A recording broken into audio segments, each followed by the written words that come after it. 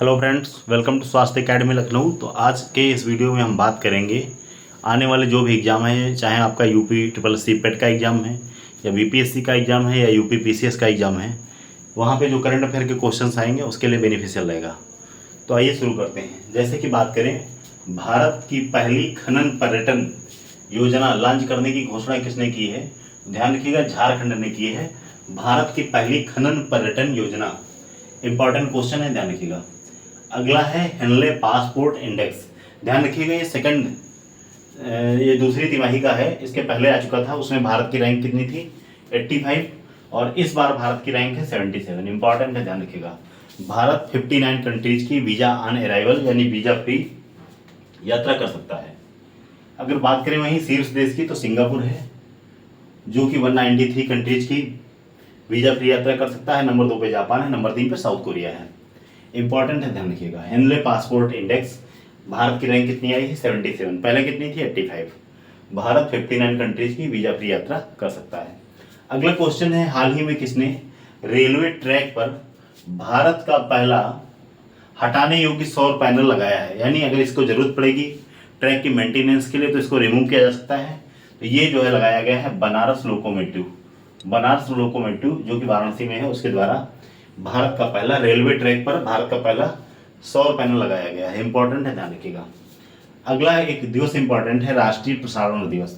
तो राष्ट्रीय प्रसारण दिवस कब मनाते हैं? तो 23 जुलाई को मनाते हैं। इंपॉर्टेंट है।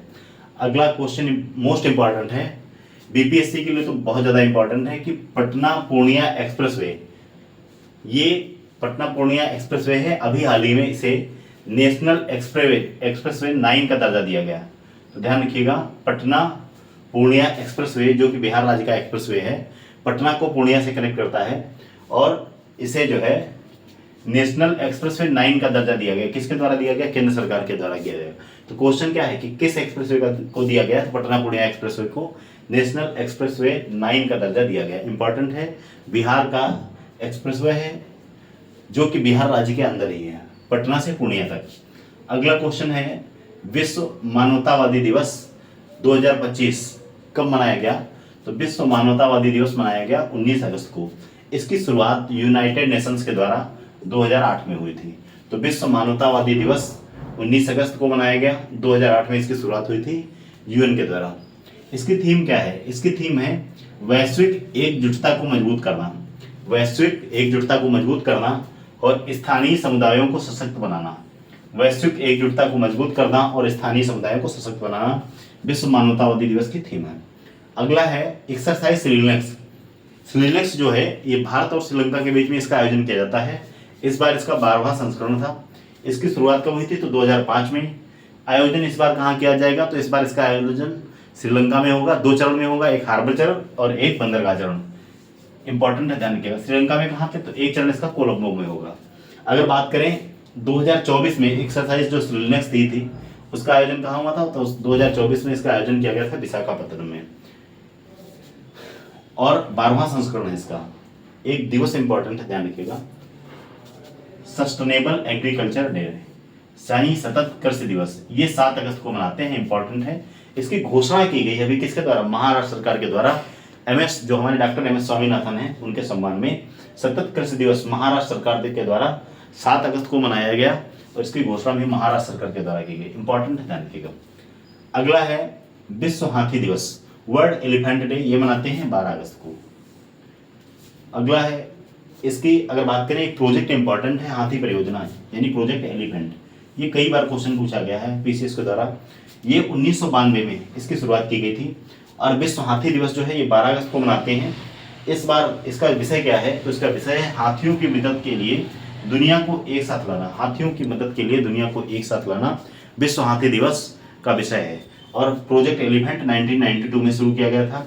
विश्व हाथी दिवस मनाया गया 12 अगस्त 2025 को। फटाफट एक बार इसको रिवाइज कर लेते हैं।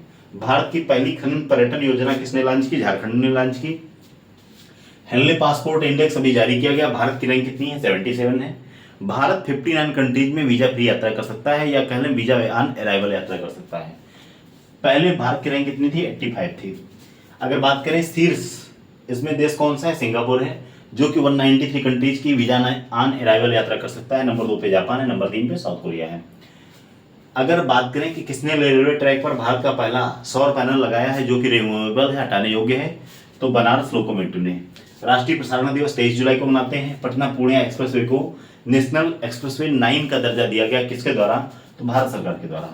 अगला है विश्व मानवतावादी दिवस 2025, 19 अगस्त को मनाया गया। इसकी शुरुआत 2008 में यूनाइटेड नेशंस के द्वारा की गई थी।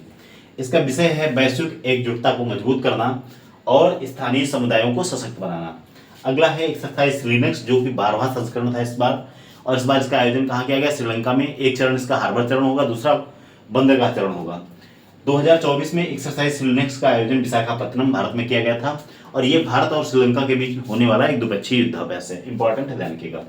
विश्व हाथी दिवस 12 अगस्त को मनाते हैं, और सतत कृषि दिवस ये 7 अगस्त को मनाने की घोषणा की गई महाराष्ट्र सरकार के द्वारा। तो ये आने वाले जितने भी क्वेश्चंस मैंने यहाँ पे डिस्कस किए, आने वाले सभी एग्जाम के लिए महत्वपूर्ण रहेगा, चाहे बीपीएससी हो या यूपी पेट का एग्जाम हो या कोई एसएससी का एग्जाम हो। इस वीडियो को ज़्यादा से ज़्यादा अपने दोस्तों को शेयर कीजिएगा, कमेंट सेक्शन में अपना व्यू जरूर दीजिएगा। Thank you very much.